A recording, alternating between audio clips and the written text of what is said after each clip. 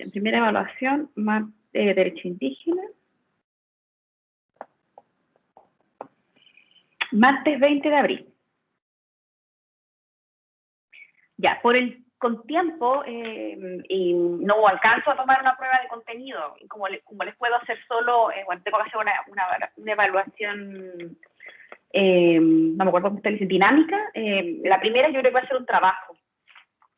Entonces les voy a mandar los parámetros del trabajo, un trabajo individual con exposición vía plataforma Teams. Y esta semana les mando los parámetros. ¿Y se entregaría el mismo 20, profe?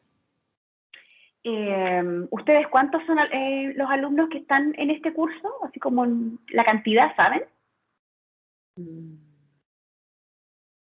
A ver, en el... Creo que son 18. ¿Como 8? 18. 18, vaya. Sí. Creo que no lo he visto nunca todos. Creo que lo que más los he visto son 10. Ya, entonces 18. Sí, en principio, no son tantos de todas maneras, podrían entregar el trabajo escrito el día 20 de abril y organizarnos para que los días lunes hagan la disertación a través de plataforma, que es el día que tenemos una hora asincrónica. ¿Sí? Les voy a enviar las pautas de este trabajo, de esta primera evaluación, esta semana, y les voy a subir además la rúbrica con la cual van a ser evaluados. Y como no son tantos, yo creo que la exposición no les va a tomar más de 2 o 3 sesiones. Estaríamos listos y listas. Así que no tomaría tanto tiempo. Y la segunda fecha todavía no la tienen, ¿verdad? Para la segunda evaluación. Me parece que sí están fijadas, profe. ¿Están fijadas ¿Están fijados ya? Sí. ¿Y esa para cuándo es? 31 de mayo. ¿La segunda evaluación tan pronto? ¿Cuándo termina el semestre?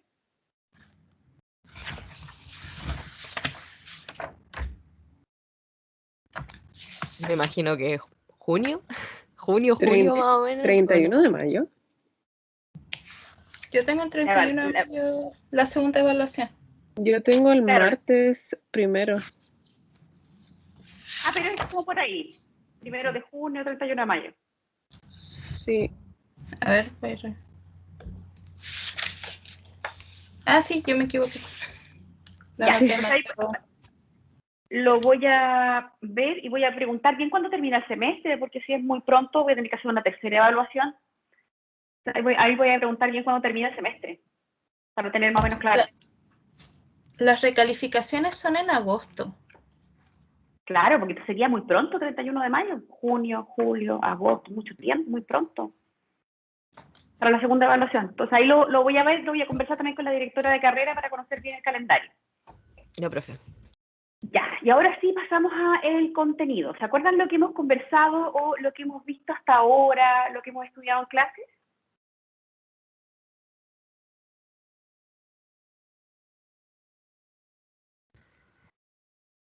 Pucha, profe, yo no he visto, no he tenido la oportunidad de ver la última clase, pero de lo que me acuerdo es que estábamos viendo de qué manera nuestra legislación consideraba a los pueblos indígenas, y también veíamos cómo en los otros países se aplicaba, cómo los consideraban en los otros países y la diferencia abismante que había entre nuestro país y el resto de naciones. Migraciones, ya. Y también, bueno, porque nosotros como punto 1, es que en nuestra Constitución no se reconoce a los pueblos indígenas en ningún nivel, ¿no? Que era algo que habíamos conversado.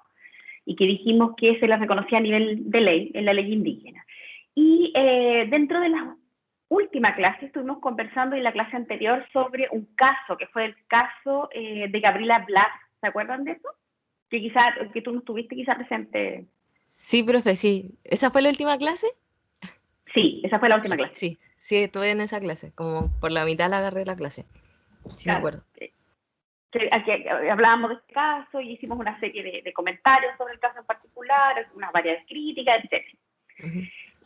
Y hoy día vamos a continuar estudiando y vamos ya a tratar de plano cómo se regula el derecho indígena en Chile. Nosotros ya hemos conversado bastante sobre este punto. Nosotros sabemos, o debiéramos saber de forma general, que no, en lo que hablamos de pueblos indígenas, costumbres jurídicas indígenas, etcétera, esto se encuentra no reconocido en nuestra Constitución actual. Nosotros sabemos que esto es una realidad muy distinta al resto de los estados latinoamericanos. Y además, otro problema principal que tiene, y que probablemente también hemos conversado de que ustedes tienen dentro de las guías que tienen para estudiar, es que nosotros no tenemos un ordenamiento jurídico uniforme cuando hablamos de la regulación del derecho indígena en Chile. Y esto es algo que también habíamos conversado en algunos grados. Bueno, esto con respecto a estas relaciones que se producen entre el grupo dominante y el grupo no dominante, que es lo que nosotros habíamos conversado y que se relaciona un poco con el caso de Gabriela Blas. ¿Se acuerdan sobre esa dinámica cuando nosotros hablábamos de cómo, en el caso de Gabriela Blas, cómo se daba esto de la imposición del grupo dominante sobre grupos más pequeños dentro de esa población, en el caso de Gabriela Blas? Eso se daba, profe, respecto de la comparación como de las cosmovisiones entre la dominante, que vendría siendo la que prima en Chile por la gente, como esta cultura pseudo-occidental chilena versus la cosmovisión aymara o mapuche, pero en el caso específico de Gabriela Aymara. Sí, precisamente sobre eso, y que nosotros hablábamos de la forma en que fue detenida, de la forma en cómo se reconoció, o la forma en que se respondió ante su solicitud de ayuda, en la forma en que fue interrogada, en la forma en que no se realizó un debido proceso, en los argumentos que daba la Fiscalía para tratar de atacar esta especial conexión que se podía argumentar por parte de Gabriela con el territorio y con el pueblo aymara en particular. Los antecedentes que aparecen acá en la PPT, que también aparecen en la guía, tienen que ver con la configuración del Estado chileno. Nosotros ya hemos conversado en algún grado. Nosotros sabemos que tanto para el lado de quienes defendían la posición de la corona española, como por otro lado, para quienes buscaban la independencia de Chile, nosotros teníamos pueblos o representantes de los pueblos indígenas en ambos bandos. Y uno de los que hizo en su momento incorporar dentro de la configuración del Estado chileno un elemento indígena y específicamente del pueblo mapuche, uno de los que los discutió fue Bernardo Higgins y Ambrosio Higgins. Y de hecho Ambrosio Higgins, de hecho yo pude ver los textos en el archivo de Indias de Sevilla, donde existen tratados entre Ambrosio Higgins como representante de la corona española con el pueblo mapuche y con representantes del pueblo mapuche, por lo menos 2 tratados. Entonces, existiendo ya una especie de acuerdo entre ambos grupos, existía un reconocimiento por parte de Ambrosio Higgins y de Bernardo Higgins de la importancia del pueblo mapuche, y querían que esta gallardía, la valentía que se reconocía internacionalmente al pueblo mapuche, incluso en ese tiempo, se incluyera dentro de lo que era la configuración del Estado chileno y en una nueva constitución, o por lo menos se buscó o se discutió. El punto, y esto apareció en esta discusión que se dio en la generación de la independencia de la corona y en la generación del Estado chileno, nuevamente se dio la misma discusión que se da hasta el día de hoy con respecto a los grados de autonomía que esto podría significar como reconocimiento del pueblo mapuche, y entendiendo que al momento de generarse la independencia y la generación del Estado chileno, el territorio chileno en gran parte estaba siendo ocupado, o tradicionalmente o ancestralmente había sido ocupado por el pueblo mapuche. Es ahí, porque recuerden que dentro de esta noción de los mapuches, que los españoles llamaban araucanos, encontrábamos a los pehuenches y los huilliches. Entonces, esto me da una gran población que se identificaba como mapuche. Entonces, ahí se da la discusión sobre si nosotros verdaderamente podemos o podíamos en ese momento incluir o reconocer este grado de autonomía al pueblo mapuche. O sea, la discusión se da sobre el control del territorio. Esta discusión que se dio en ese momento, es decir, de la configuración del Estado chileno, se da hasta el día de hoy cuando nosotros discutimos escaños reservados, se da cuando discutimos el reconocimiento constitucional como pueblos indígenas, se da cuando discutimos reivindicaciones territoriales en el sur de Chile, se da nuevamente esta discusión de control, de autonomía, cuando discutimos el acceso al agua en el norte de Chile y el especial acceso que deben tener el pueblo, los pueblos originarios. Entonces vemos cómo estas discusiones que se dieron en la misma configuración del Estado chileno se van repitiendo en una discusión de larga data. ¿Habían escuchado ustedes cuando tuvieron sus clases de historia, les habían conversado de esta importancia de la participación de los pueblos indígenas en la configuración de, primero, en la independencia de Chile y por otro lado, en la generación del Estado chileno?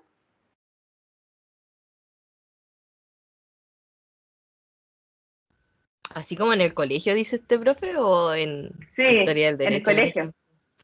En Uy, historia del derecho, a ver, primero en el colegio y después en historia del derecho. en el colegio, en mi caso, no me acuerdo mucho, profe, en verdad. Pero algo sí me acuerdo que mi profe de historia al menos nos pasó harto sobre el pueblo mapuche, como eh, en esta época de la independencia y cosas así. Pero así como más allá, como que solamente se toca como por encima, creo, esos temas, como que no se les da como mucha importancia, o sea, se les da importancia, pero no tanta, como no tanta profundidad. O no tanto como la tuvieron, porque ese es el punto. Claro, no tanta como Claro, la porque tuvieran. como la tuvieron, que nos digan cómo efectivamente fue. Probablemente eso no, a mí en lo particular no, pero ustedes son otra Claro. generación, entonces yo pregunto por si quizá, no sé, quizá en el momento que le enseñaron a ustedes cambió un poco, se reconoce un poquito más, y las demás. De mi perspectiva, profe, en historia, la verdad es que yo recuerdo la historia de Chile siempre vista desde un punto del Winca, como le llamaban, el español. Entonces, la verdad es que tengo recuerdos de haber estudiado en las diferentes batallas, guerras, el proceso de independencia, pero nunca fue visto de un punto como más objetivo entre ambas partes, sino como que un poco los libros que yo tenía en historia, que eran, me parece que ellos usaban los del gobierno, como que siempre enseñaban como de esa cosmovisión más que hacerlo algo más objetivo. Claro, como bien eurocéntrico, pareciera, ¿no? Así como más, o más occidental, si no lo queremos ver como desde Europa. Sí. Por mi parte, mi colegio también ocupábamos los libros del gobierno y ahí mayoritariamente siempre señalaban el accionar de los criollos, básicamente, ¿ya? Y de cuando empezaron con la primera Junta Nacional de Gobierno, pero nunca una participación, por decirlo así, protagónica de los pueblos indígenas. Claro que después los apuñalaron por la espalda al vender las tierras en Araucanía, pero eso es otro tema. Siempre, o sea, de hecho, yo diría que desde la independencia, bueno, en adelante, siempre, fueron finalmente, se les buscó reducir, ¿no? Y eso tiene que ver también con que a nosotros se nos pase esta versión de la historia y no nos cuenten toda la historia tal como fue, porque también eso ayuda a que nosotros perdamos un cierto sentido de identidad y donde el discurso indígena o la razón de los pueblos indígenas no se hace como una voz con nosotros mismos. Entonces, también tiene como su secreto, ¿no? La razón de ser, que por supuesto que es criticable. Entonces, si a nosotros nos pasan una versión de la historia, que siempre se dice que es la versión de la historia de los ganadores o de los vencedores, eso hace también que uno cree ciertos discursos. Entonces, por eso a veces es tan difícil, o a nosotros se nos hace tan difícil identificarnos con lo que reclaman los pueblos indígenas. Y esto es pensando en el caso del pueblo mapuche. ¿Y por qué menciono al pueblo mapuche?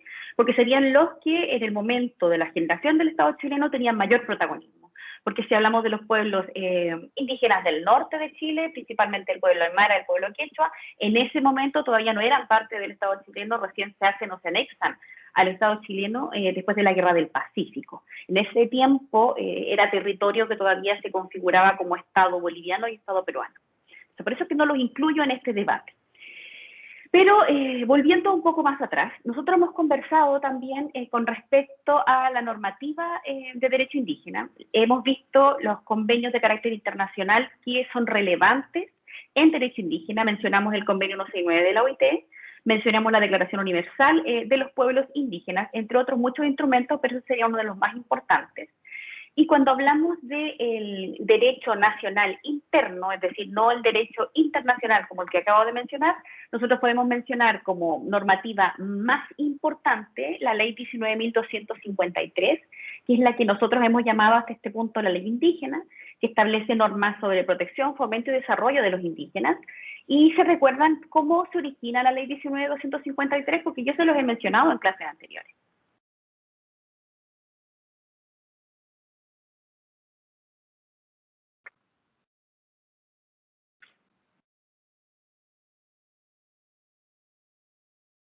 ¿Se acuerdan?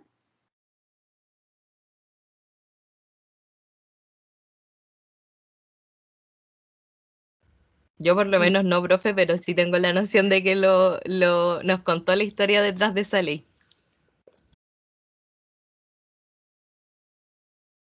El acuerdo de Nueva Imperial.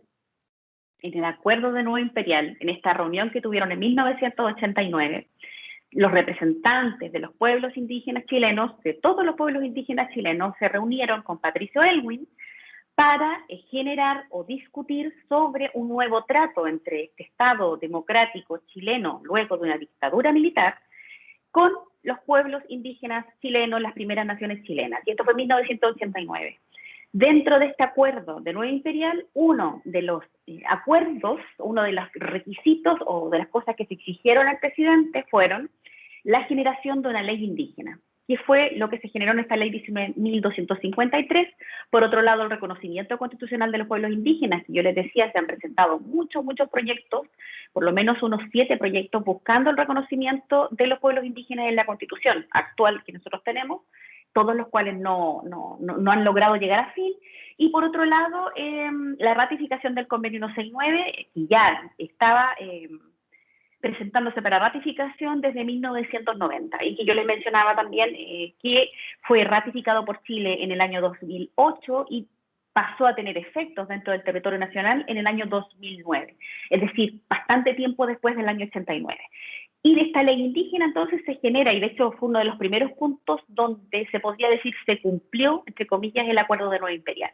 Ese es el origen de la ley 19.253, es decir, tanto el convenio 169 como la ley indígena, como la ley 20.249, que es la que viene después en este punto, que crea el espacio costero marino de los pueblos indígenas, son todos proyectos legislativos que se generaron por la solicitud directa de los movimientos indígenas. Y se los digo para que nosotros conozcamos también que muchas veces estos proyectos, como también si es que alguno ha visto en las noticias o ha leído algo en este último tiempo, yo les había mencionado, se los he mencionado también, pero que en Chile ahora se reconoce un 10º pueblo, que es el pueblo chango.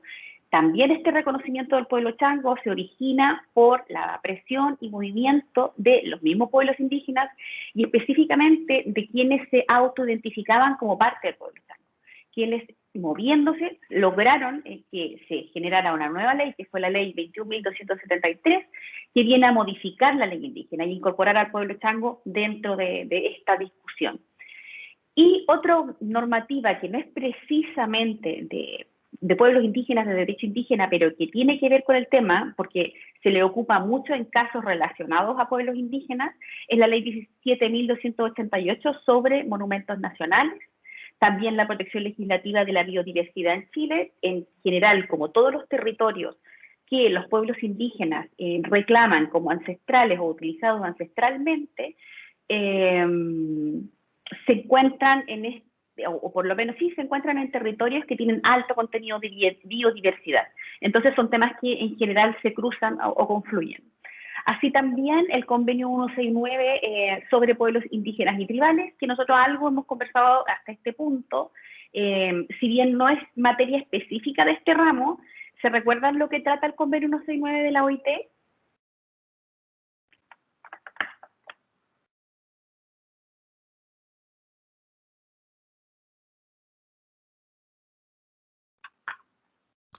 ¿Los derechos de los pueblos indígenas, profe? Sí, y de los pueblos tribales también. Claro.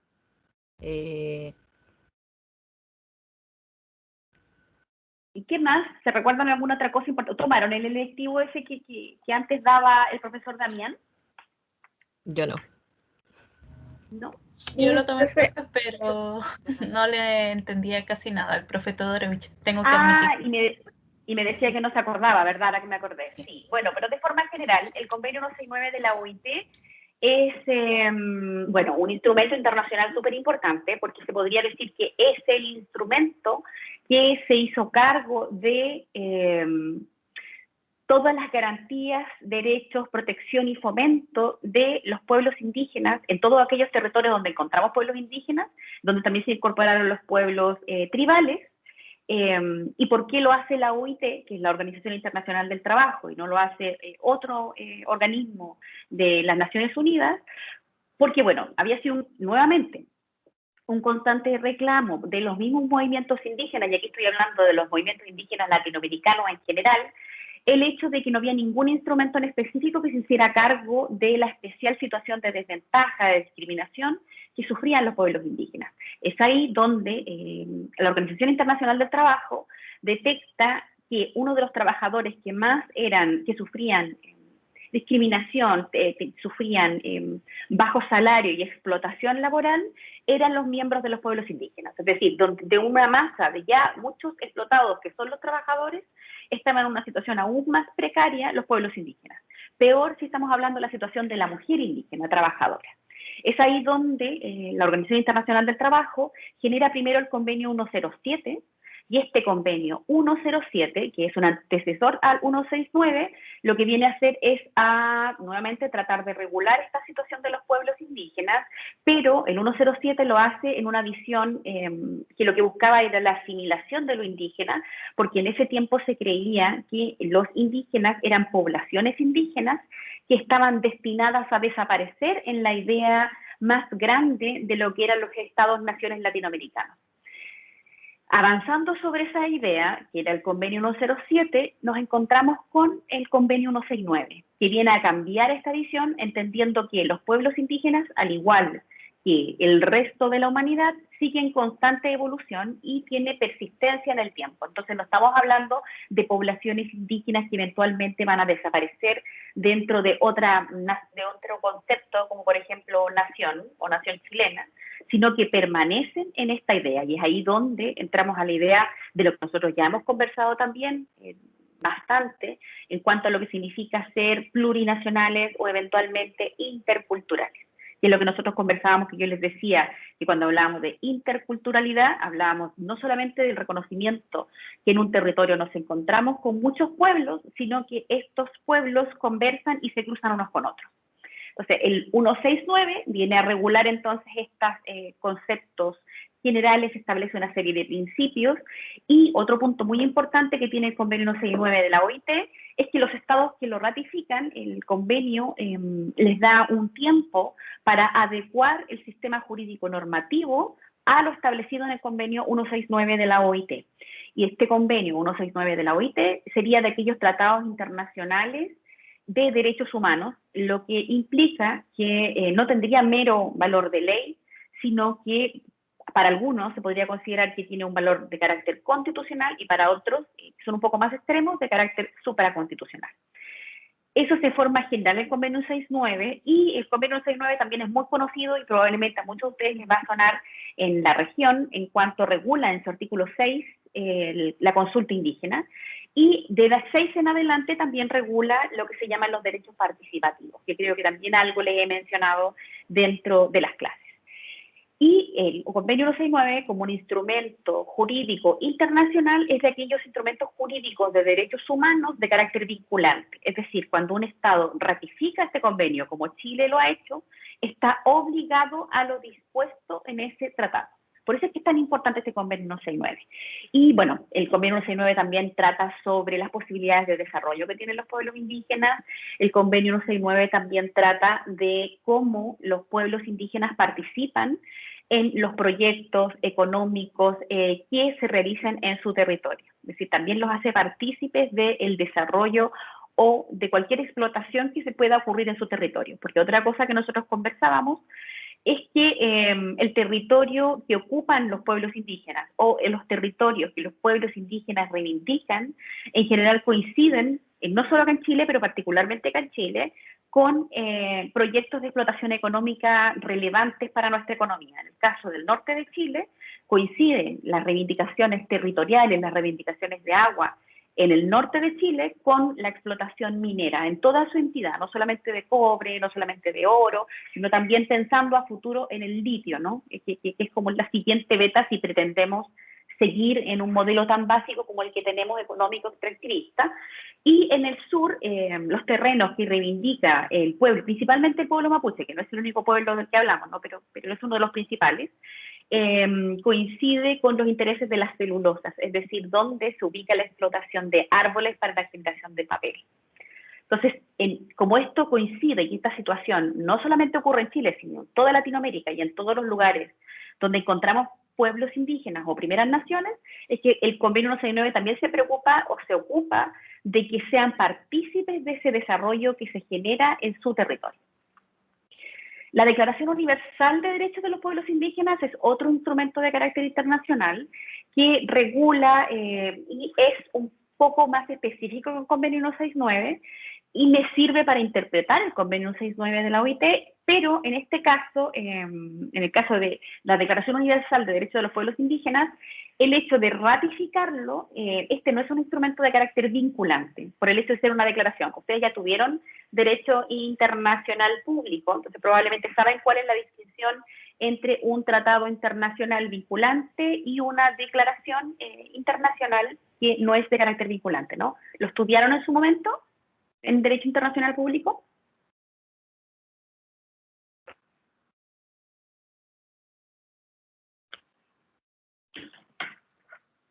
¿Saben cuál es la diferencia entre que un instrumento jurídico internacional sea vinculante o no vinculante?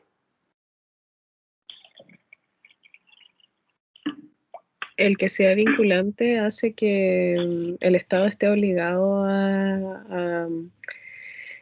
¿cómo se llama esto? No sé si subsumir todas las leyes y normas que tiene el país respecto de este instrumento internacional, así como, por ejemplo, si uno lo reconoce vinculante, tiene que someter todas las leyes a eso, mientras que si otro no es vinculante, no tiene que hacerlo. Claro, y en cuanto a la obligación, sí, tiene que ver con eso, pero tiene que ver también con la obligación que tengo como Estado de obedecer lo que establece este convenio, o que sea una mera declaración de principio. Si yo hablo del convenio 169, entendiendo que es un instrumento vinculante, no es una declaración de principio. Yo entiendo que por lo menos tiene carácter de ley. Y además entiendo que, como bien dice usted, todo en mi ordenamiento jurídico debe adecuarse a ese instrumento internacional. Yo no tengo opción porque este instrumento internacional yo me vinculé, me obligué a través de ese instrumento vinculante. Cuando hablamos de la Declaración Universal y en general de todas las declaraciones universales de derechos, estamos hablando de un instrumento jurídico internacional no vinculante que me sirve para interpretar otros instrumentos, pero no vincula ni obliga al Estado. Sería como una forma general para entender que correctamente lo que usted me dice y complementar lo que me dice. Y aquí también les mencionaba como parte de este marco normativo de derecho indígena la ley 18.378, y esta ley crea la Corporación Nacional Forestal y la protección de los recursos naturales renovables.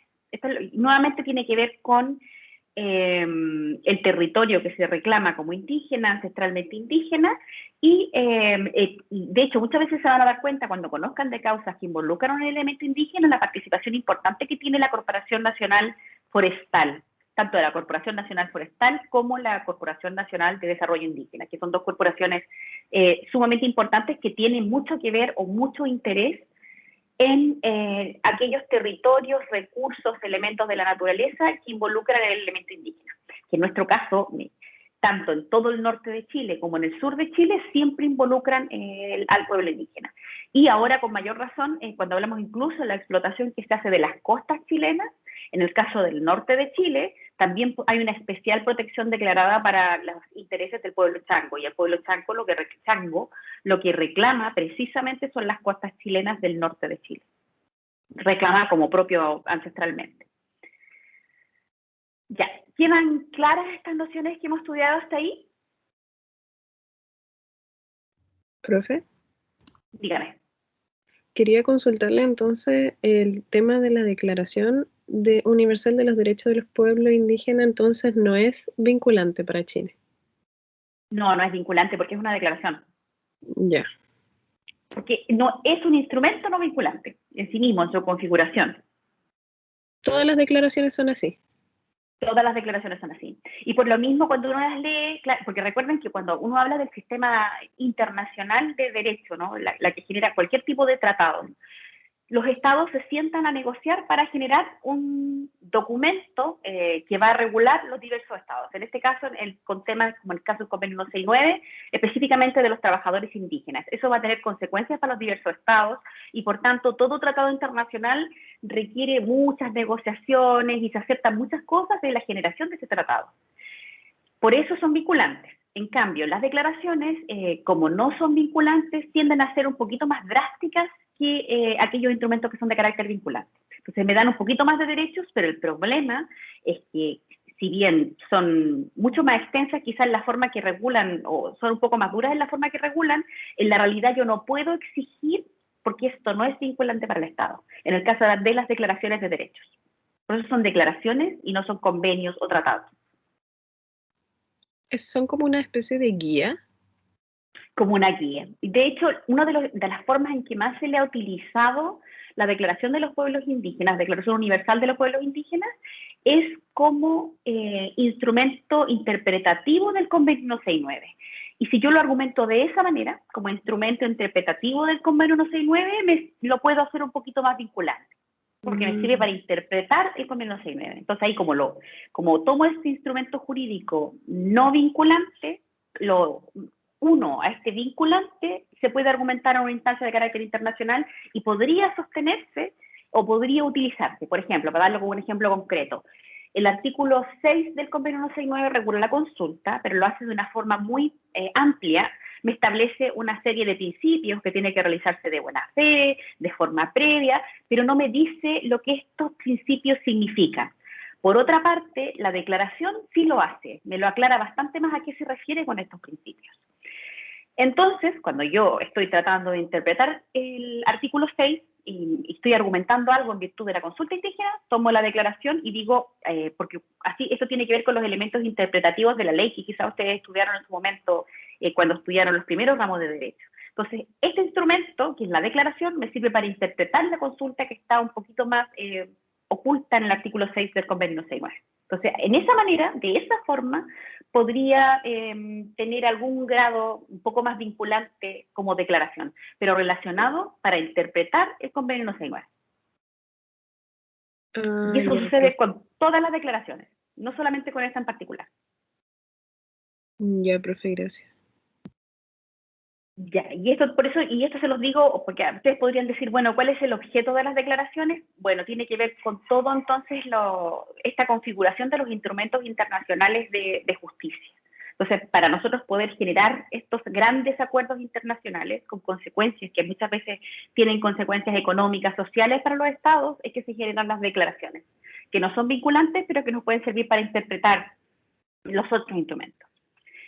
Ya, y yo les mencionaba también en otras clases que en nuestra Constitución nosotros no tenemos un reconocimiento de los pueblos indígenas.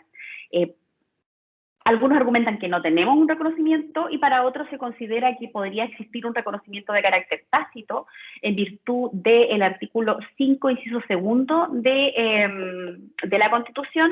En esta cláusula que incorpora los tratados de derechos humanos, podríamos tratar de incorporar esta noción de que existe en algún nivel de reconocimiento en cuanto yo pueda entender como parte de este artículo 5, inciso segundo, al convenio 169 de la OIT, que reconoce a los pueblos indígenas y a los pueblos tribales. Sin embargo, es una interpretación bastante compleja y en realidad lo que se requiere en este punto, y entendiendo los niveles de reconocimiento que tienen a nivel internacional los pueblos indígenas, es que sea un reconocimiento de carácter expreso y no solamente sujeto al convenio 169 de la OIT, que vendría siendo el único instrumento que tendríamos. Encontramos un reconocimiento a los pueblos indígenas en la ley indígena. Yo les mencionaba que este reconocimiento que hace el artículo 1 de la ley 19.253, primero, bueno, comete una impropiedad en cuanto lo reconoce como etnias. Nosotros ya hemos conversado cuál es la crítica cuando nosotros reconocemos como etnias y no como pueblos. En cuanto al concepto de pueblos involucra el principio de la autoidentificación, el principio de la autodeterminación de los pueblos, con ciertos grados de autonomía, Y por otro lado, el reconocerlo como etnias, la crítica al concepto de aquello que yo entiendo como étnico, como distinto a mí, y cómo esto me produce un problema de identidad nacional, que es lo que conversábamos dentro de las primeras clases, y que tiene que ver también con esto que conversábamos también en el caso de Gabriela Blas, de cómo la cultura dominante ocupa el derecho como un instrumento de poder. Y eso es algo que planteo yo, plantean otros también, pero se los digo que es mi posición en particular, no es la posición de todos.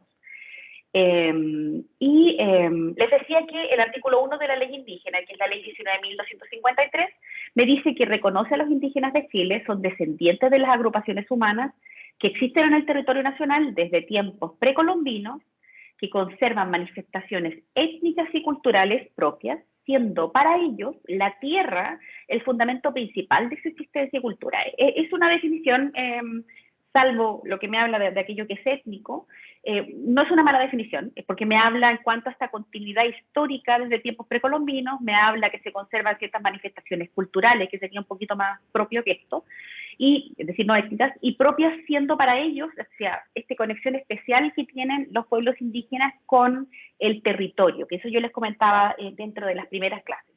Este concepto o esta unión de esta idea de que la tierra es el fundamento principal de la existencia y cultura, o el territorio, ya hasta fue recogido por la Corte Interamericana de Derechos Humanos en el caso Aguastingui, que creo que se los había mencionado en clases anteriores, donde la Corte Interamericana, conociendo de un caso de un pueblo indígena que no se encontraba actualmente en el territorio que estaba reivindicando y en el territorio que estaban discutiendo como ancestral, reconoció la Corte Interamericana que incluso aunque los pueblos indígenas no se encuentren en el territorio en cuestión, si mantienen aquel vínculo especial, porque reconoce que existe un vínculo especial entre los miembros de los pueblos originarios o las primeras naciones con el territorio, con las tierras. Y de hecho, la Corte Interamericana trabaja el concepto ya no desde el punto de vista neoliberal, lo que nosotros entendemos como tierra y lo que nosotros entendemos como propiedad privada, que nosotros hemos estudiado hasta este punto, sino que lo hace en un concepto más amplio y reconoce como territorio. Y cuando habla de territorio, el concepto de territorio involucra todo aquello que para los pueblos originarios, las primeras naciones, son parte del territorio. Y yo les mencionaba en clases anteriores, esto quiere decir no exclusivamente la superficie de tierra sobre la que yo construyo un bien inmueble, sino todos aquellos elementos de la naturaleza que se puedan encontrar en el territorio, como así también el espacio aéreo. Entonces, es un concepto mucho más amplio, y este caso de Aguastingui encuentra un fallo similar que viene a confirmar el criterio de la Corte Interamericana de Justicia en el caso Sarayaku, donde nuevamente se discute sobre el territorio ancestralmente reclamado por un pueblo indígena que no está en ese territorio en particular, y la Corte nuevamente reitera este criterio fijado en Aguastingui, diciendo que lo que importa para nosotros poder determinar este territorio indígena no es la presencia actual de ese pueblo indígena, sino que se mantenga o perviva esta conexión especial que tienen los pueblos indígenas con el territorio. Y hoy día yo conversaba con los alumnos de Convenio 69, particularmente sobre algo similar a esto, porque no les estaba hablando de la ley indígena, sino que les hablaba del Convenio 69, y les daba un ejemplo, porque alguien se puede preguntar, pero ¿por qué la Corte Interamericana reconoce cierta reivindicación territorial cuando los pueblos indígenas ya no se encuentran en los territorios en cuestión, o los territorios ancestralmente ocupados, y quizás llevan mucho tiempo sin ocuparlos? ¿Dónde estaría entonces la conexión si nosotros lo pensamos como desde un punto de vista occidental, neoliberal? Tenemos que pensar que muchas veces los pueblos originarios fueron movidos por la fuerza de sus territorios por parte de los mismos estados-nación en los cuales actualmente se encuentran, o en muchos casos por necesidad económica, debieron movilizarse desde un punto a otro punto lejano, quizá del territorio que ancestralmente ocupaban. ¿Dónde se argumenta la especial conexión de este pueblo indígena con este territorio? Un ejemplo, por ejemplo, acá en nuestro territorio, es decir, en Tarapacá, Iquique, ¿ustedes conocen para el interior Colchane? Colchane ha sonado harto en la agenda nacional, pero ¿lo conocen, lo ubican?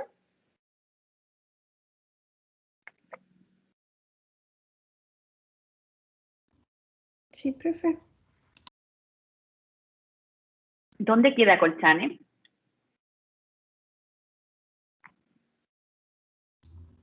Para el interior yo lo tomo como, o sea, nunca he ido, pero Ya, lo tomo como para el interior de Arica, es que una amiga es de Cariquima. Entonces siempre me habla de es allá y de, me muestra fotos y todo. es de Cariquima, ya. Ya, por Sí. ejemplo, es de Cariquima. Ella tiene esta especial conexión que es la que yo quería argumentar.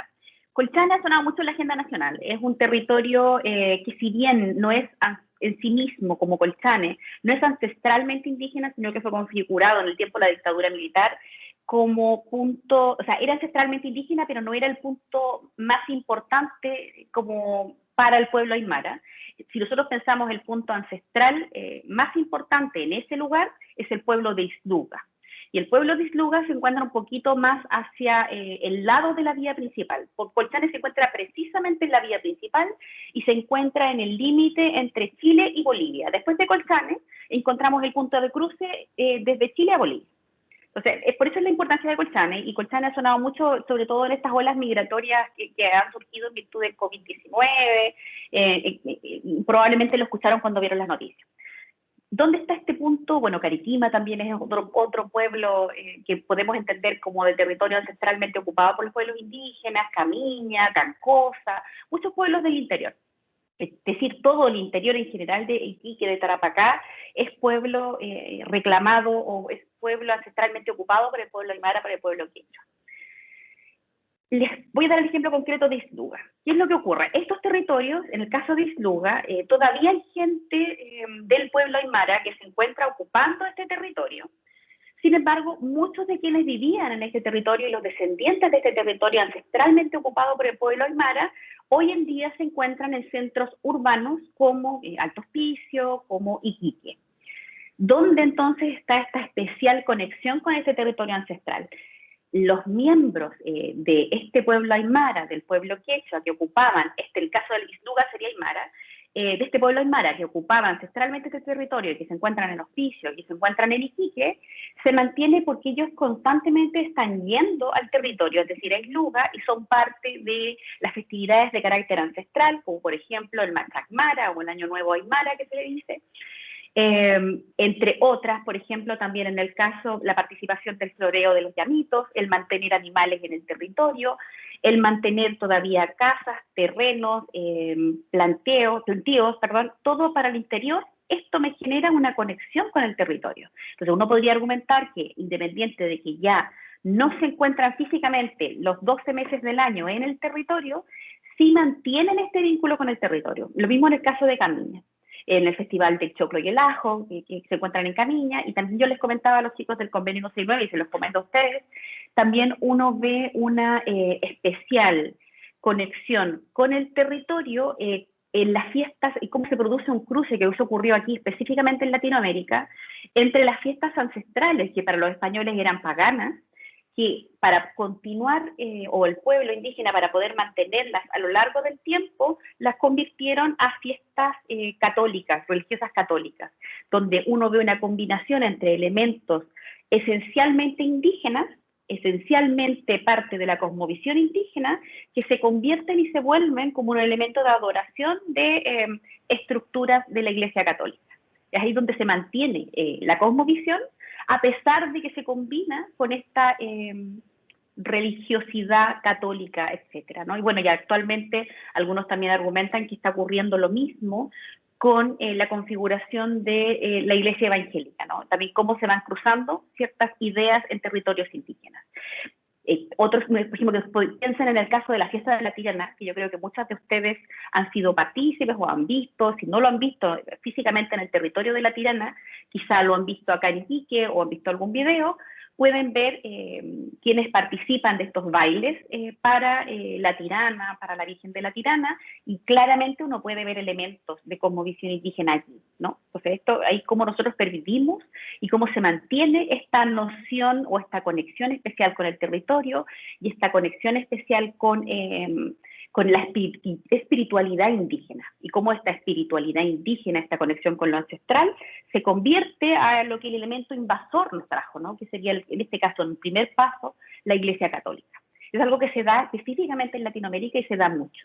Pues ahí uno ve nuevamente estos elementos de la interculturalidad, cómo vamos generando algo nuevo en base entre la conexión ancestral y los elementos de la invasión. Y les queda claro entonces cómo, porque este caso de Aguas Tingui y el Sarayaku son uno de los casos más importantes para nosotros en cuanto al elemento de territorio y a la territorialidad y a la conexión de los pueblos indígenas con el territorio. ¿Les queda clara esa noción de esta conexión a pesar de que uno no se encuentra en el territorio en cuestión?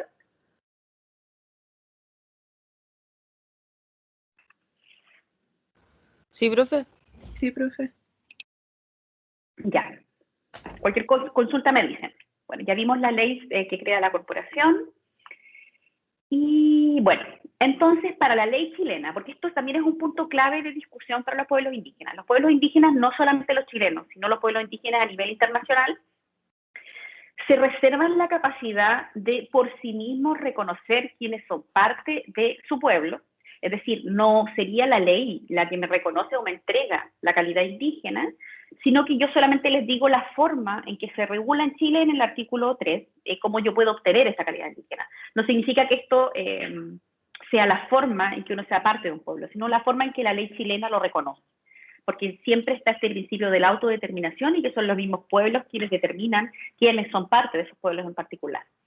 Para la legislación chilena, sí, no necesariamente para los pueblos, se entienden que son pueblos indígenas o miembros de los pueblos indígenas chilenos aquellos que son descendientes de agrupaciones humanas que existen en el territorio nacional desde tiempos precolombinos, lo anterior como un elemento de conexión territorial, genética e histórica.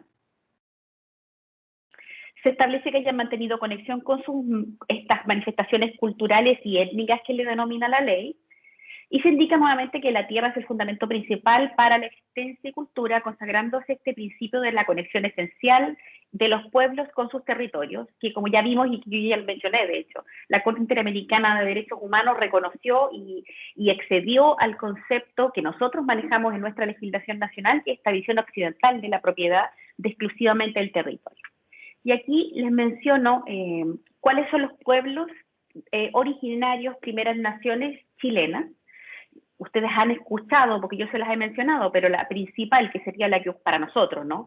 En cuanto es la segunda población mayoritaria a nivel nacional indígena, es el pueblo aymara, que representan un 30% de los pueblos, de quienes se denominan como parte de pueblos indígenas en Chile.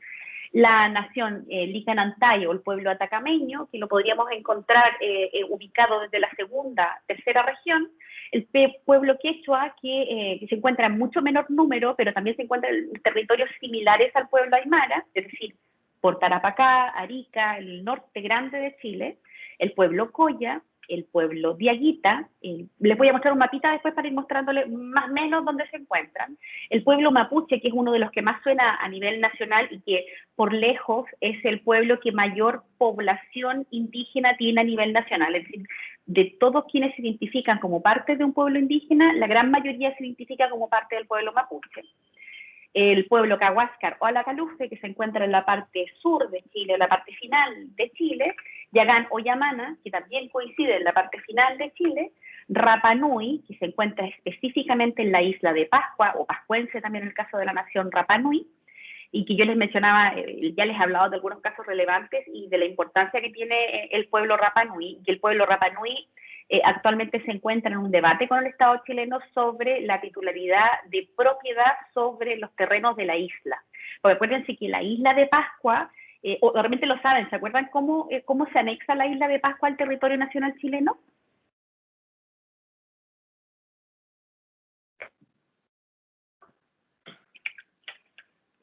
Esto es algo que salieron en historia.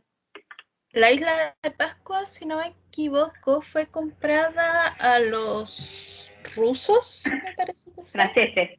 Franceses. Que los compramos. Sí, de forma general, sí, mucho rigor histórico, sí.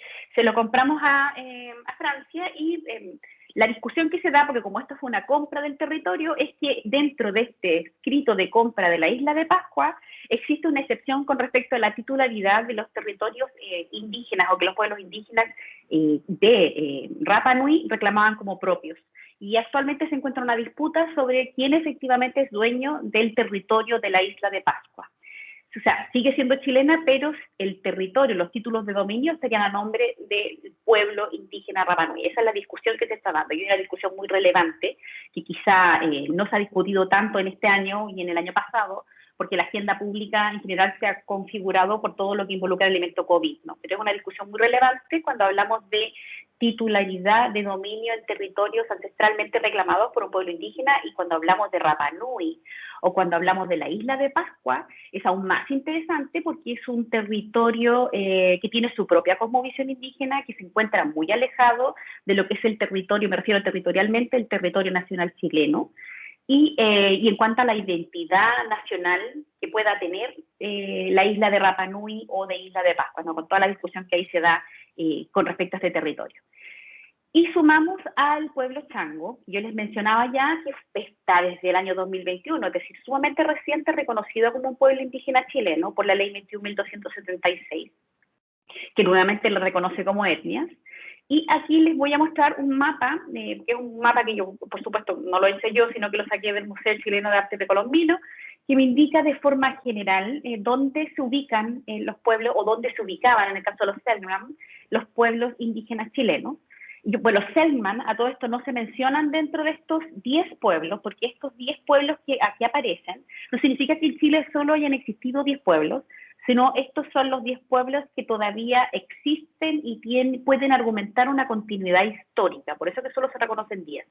Los Selknam, yo les había mencionado, fueron parte de una política de Estado del exterminio del pueblo Selknam, lo que se argumentó por mucho tiempo, había terminado con el exterminio del pueblo Selknam. Pero ahora existe un reclamo donde existen personas que están reclamando que son parte del pueblo Selknam y que por tanto existiría una continuidad histórica y todavía este pueblo aún existiría. Y todavía está en full debate y todavía no se podría reconocer dentro de lo que es la ley indígena, pero está en ese punto. Y sería muy interesante que alguien pudiera argumentar que es parte del pueblo Selknam, porque recuerden de que sin lugar a dudas hay una gran deuda por parte del Estado chileno hacia el pueblo Selknam. Entonces, que verdaderamente tengamos titulares de una acción del pueblo Selknam ante el genocidio que se generó por parte del Estado chileno de este pueblo, es sumamente interesante en cuanto a la reivindicación de esta deuda histórica. Entonces ahí tendríamos que ver qué es lo que ocurre. O sea, aquí vemos me imagino, ven el mapa, ¿no? ¿Lo ven un poquito claro? ¿O lo ven muy chiquito? Muy chiquito está, profe. A ver, y se ve en toda la pantalla porque yo no veo cómo ven ustedes. Sí, ¿Ahí se ve un poquito más? Sí, se ve un poco más grande, ahí se ve mejor. Dejemos verlo un poquito más. Porque yo no veo precisamente lo que ven ustedes, entonces ahí. Ya, esto es como un general, nomás para que ustedes vean dónde se encuentran o se encontraban los pueblos indígenas. En el caso del pueblo aymara, encontramos aquí, en Arica, Iquique, en general todo esto es lo que se configura como el norte grande de Chile, sería parte de este pueblo aymara que yo les decía que es el segundo pueblo en cuanto a cantidad de población que se identifica como parte del pueblo aymara. El pueblo aymara, a todo esto, no solo se encuentra en Chile, es un gran pueblo indígena que lo encontramos también en territorio boliviano y en territorio peruano, y lo mismo ocurre con el pueblo quechua. Y el pueblo quechua también lo encontramos en este espacio que yo les indico, y existe un pueblo al interior de Iquique que se autoidentifica como quechua, que es el pueblo de Macaya. Se considera, todos quienes vivieron ancestralmente en el pueblo de Macaya, indican y se autoidentifican como quechua.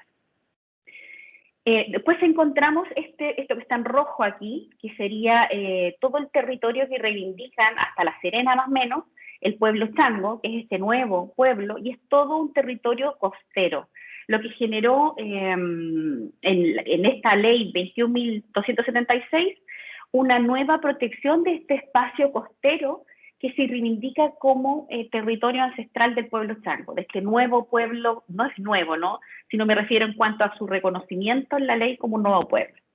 Después encontramos el pueblo atacameño, que sería este pueblo que se ve aquí en verde, que ocuparía principalmente territorio desde la segunda y tercera región de Chile, y atacameño es el nombre que nosotros le damos desde la legislación chilena, pero el nombre que ellos mismos se dan es el pueblo Licanantay, que es lo que yo les había mencionado con anterioridad. Y luego pasamos, bueno, en esta aquí no lo aparece en el mapa, pero por aquí, como en la cuarta región, encontraríamos al pueblo Diaguita. Luego, aquí desde Santiago, desde el Biobío en adelante, encontramos, bueno, Concepción, Temuco, etcétera, territorio mapuche, y hasta el día de hoy reivindicado y con muchas reivindicaciones territoriales al respecto, y que también son parte y se identifican como la gran parte del pueblo mapuche, el pueblo tehuelche, aquí, en toda esta parte de aquí, como color lila, me da la impresión que a ustedes se les ve. Y para que vean también la discusión, por qué se da, imagínense en el tiempo de la generación del Estado chileno, que si pensamos el Estado chileno vendría siendo como desde aquí, más o menos por aquí, en adelante, o desde aquí, más o menos, más de la mitad de Chile estaría siendo reivindicado por el pueblo mapuche. Pues ahí es donde se daba esa discusión con respecto a los grados de autonomía que reconocía el Estado chileno. Yo les mencionaba este temor a la capacidad de control sobre una nación tan larga, un Estado tan largo como el nuestro, ¿no? Y encontramos aquí, esto sería el pueblo Yamán, o Yamana, aquí, no sé si están viendo como en verde, aquí están los Cahuáscar, en todo este territorio de pequeñas islitas, ¿no? Y hacia el final, cerca de Punta Arenas, que es lo que existe actualmente una reivindicación, pero hasta la actualidad se mantiene extinto, el pueblo Selknam. Esa sería la forma en general que se distribuían los pueblos indígenas en Chile. ¿Ustedes saben lo que significa mapuche?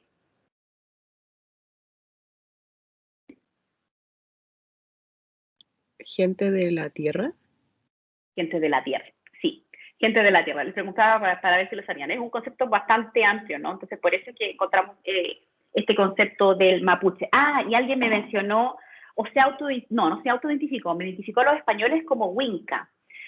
Winca es un concepto, sí, los españoles, sobre todo los que participaron de la invasión y de la conquista, son identificados como Winca. Nosotros, en principio, no seríamos Winca, porque Winca es una palabra negativa, porque se refiere a esta persona extranjera que viene al territorio, bueno, con unas muy malas intenciones. Se lo digo para que nunca ustedes se vayan a catalogar a sí mismas como Wincas, por el hecho de ser chilenas. No necesariamente, depende de nuestra actitud si somos o no somos Wincas. Se lo menciono porque a mí me hicieron esta corrección un hermano del pueblo mapuche en su momento, una hermana del pueblo mapuche. Ya, lo último que vamos a ver hoy día, si bien es algo que nosotros ya hemos revisado hasta este punto, que es el pluralismo jurídico. Nosotros ya hemos conversado de qué se refiere o por qué es interesante dentro de lo que nosotros estudiamos. El pluralismo jurídico es una perspectiva teórica que finalmente es lo que a nosotros nos sirve o es la base sobre la cual nosotros estudiamos el derecho indígena en el mundo, no solo en Chile, que lo que me permite es reconocer la coexistencia de diversos sistemas jurídicos en un mismo espacio geopolítico. Pueden existir fuentes de pluralismo jurídico diversas, una situación colonial, como la que nosotros tenemos, la presencia de pueblos indígenas, un periodo revolucionario de modernización, poblaciones marginales en zonas urbanas de países independientes, así como también situaciones de regularización al interior del propio Estado. Todas estas situaciones me pueden llevar a una situación de pluralismo jurídico, es decir, que en este mismo territorio yo tenga diversos sistemas jurídicos en un mismo espacio geopolítico. En nuestro caso se deriva de la presencia de los pueblos indígenas y de el hecho que nos encontramos sometidos a un sistema de carácter colonial, donde vino un elemento extranjero mediante la invasión, ocupó nuestros territorios y generó esta posibilidad de pluralismo jurídico. En el caso de que les digo de periodo revolucionario o de modernización, podríamos pensar, no sé, en el caso de la República China, en el caso de Rusia, y poblaciones marginales en zonas urbanas de países independientes. Un ejemplo de pluralismo jurídico, de hecho es un muy buen ejemplo que da Volkmer en algún momento, como la especie de sistemas de solución de controversias de las favelas. Es decir, donde en estas poblaciones marginales, urbanas en países independientes, también nos encontramos ante una especie de pluralismo jurídico, de sistemas de justicia alternativos. Y bueno, también podría ocurrir en situaciones de regularización al interior del propio Estado.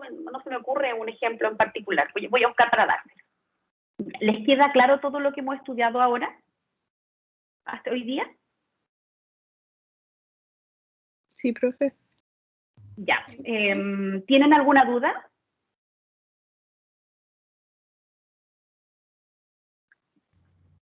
Al menos yo no. Ya. Voy a dejar la clase hasta aquí. Voy a continuar la próxima clase hablando sobre pluralismo jurídico. Esta semana les voy a enviar las bases para poder hacer la tarea, porque finalmente me dijeron que sería para el 20. El 20 es como en una semana, ¿o no? Sí, el otro. Sí, profe, el martes, el próximo martes. Es el martes, entonces me gustaría que tuvieran por lo menos un poquito más de tiempo para la entrega. La siguiente evaluación, ¿cuándo la tienen? Es decir, ¿cuándo ustedes fijaron la siguiente? No la mía, me refiero después de la del 20, ¿qué otra prueba tienen? El 23. El viernes. Oh, El 20, el Clima. viernes. Y después el 26.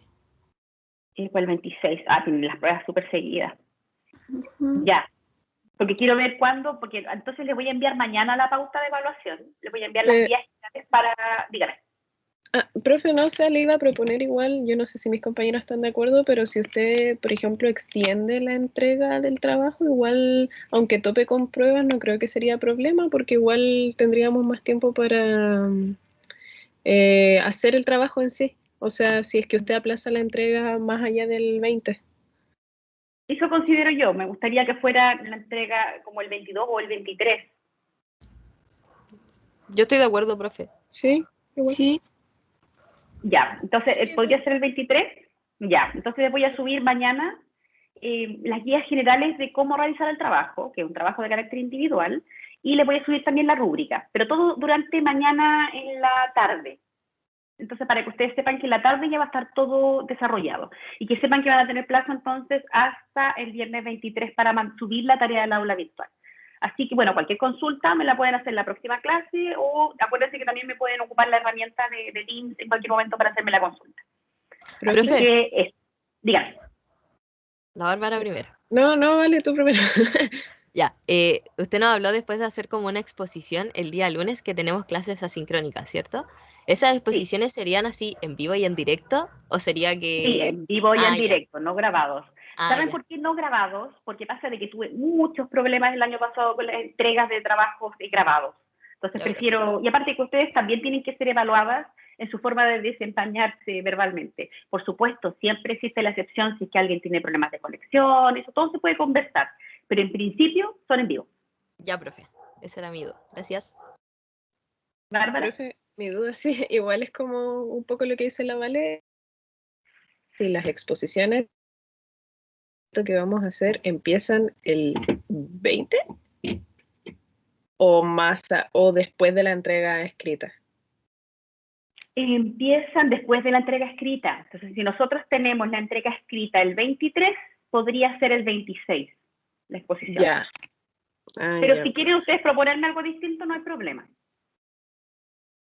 Ya, profe. Yo se los voy a mandar mañana como mi propuesta, mañana de cómo podría realizarse. Si ustedes tienen una propuesta distinta, me la hacen llegar a través de, del chat de Teams o conversando, o lo vemos el martes en clase. Ya, profe. Ya. Ya, entonces eso. Creo que ahí, con eso terminamos la clase de hoy día. Así parece. Ya. ya, profe. Nos vemos. Chao, profe, cuídese. Ya, profe, Que le vaya chao, bien. gracias. Estén bien, chao.